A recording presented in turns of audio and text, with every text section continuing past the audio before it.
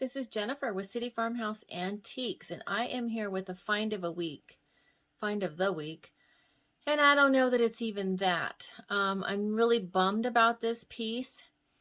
It's really pretty as a decorative piece, but the thing is this is supposed to be an authentic Murano Italian Empoli, and that's Empoli.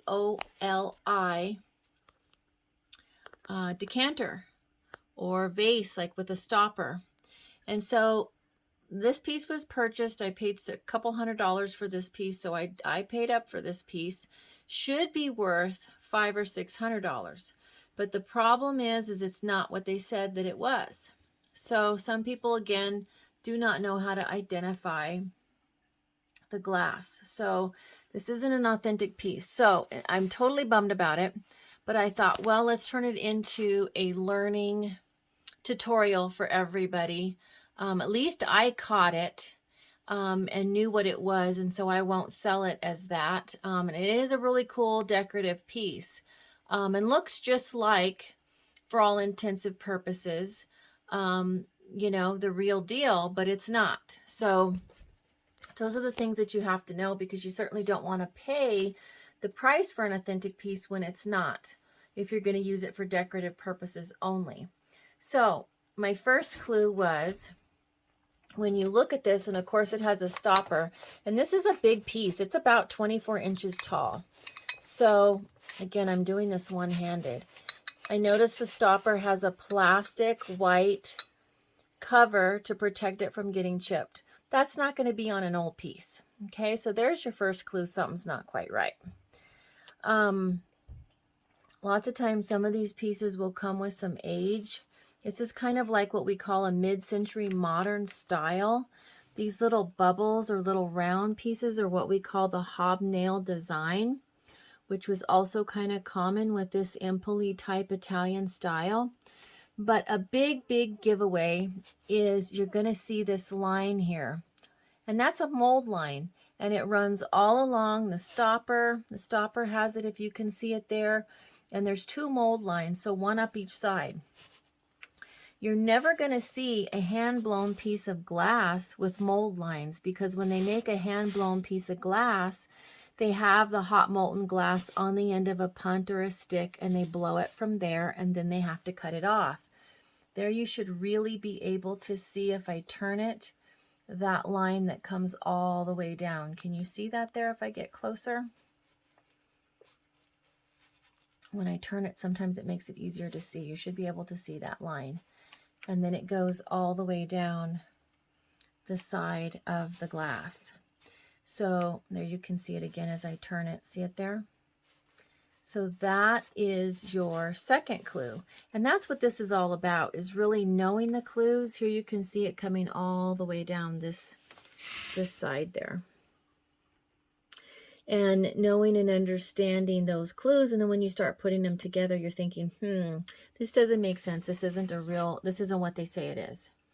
The other thing, and this is really kind of the clincher, is a hand-blown piece is always going to have a pontil, even if it's polished. So look how nice the bottom of this is. You don't see any roughened areas. You don't see a round polished area. There is no pontil. And there you can see real well at the top. Right there where the bottom is on the top, there you can see another line where it meets. You see that line there? You can really see that mold line. So there's no pontil. So I want you to see what a pontil really looks like so you can identify one. This is a real piece of authentic glass, Murano. And so you're going to see on the bottom, first of all, it's very heavy. You're also going to see some scratches on the bottom. That happens with age. It's kind of normal with this types of glass. See there in the very middle, that round little area? That is a polished pontil. So that's where it actually came off of the glass. And you have this whole area here, that they did, and then that they polished down, that you can see there.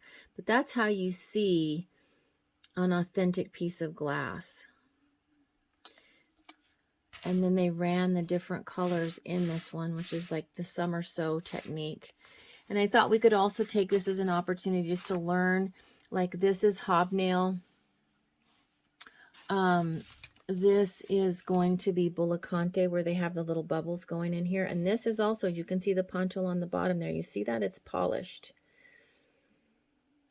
It's polished on this piece, which is polished. They polish the ponchos on a lot of hand-blown pieces, not just Murano, but a lot of them.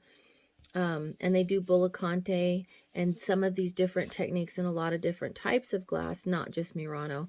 And then here you have an applied leaf. So that means the leaf was hand done and then it was physically applied. So you see that a lot in pictures and ewers and things like that, that were hand done and that were antique. That's why you don't want to pick them up by the handle.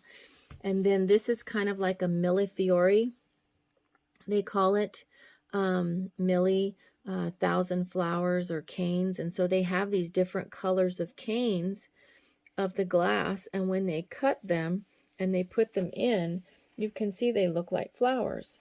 And those are all the different, this was the best example. I had a better one, but it sold. It was a real pretty paperweight.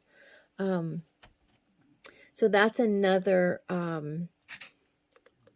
type of technique that you see a lot in Murano glass. This is not a piece of Murano. It's a pretty heavy perfume bottle. Pretty cool piece, actually, in excellent condition. But it's a more of a modern piece. There you can see that the bottom was polished down, so that tells you it was hand blown. You can see the artist here. This is Freund. Let's not break the stopper. So anyway, that is your little tutorial for glass for the day. I'm so bummed about this piece.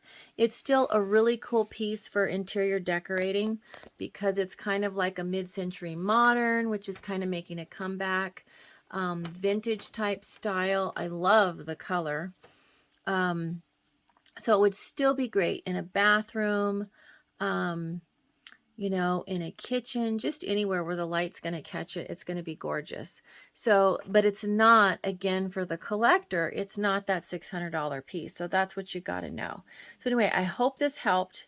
Tell us what you think, you know, of this tutorial. Did it help? Did you learn something? If you did, what'd you learn? Tell us what you learned. And if you have any ideas for another tutorial, let me know. Be sure and sign up for our newsletter because that's where all of our newest and latest finds are going to come up. If there's something you're looking for, be sure and message us and go give us a like on our Facebook page. And have a great day, and we will see you next week.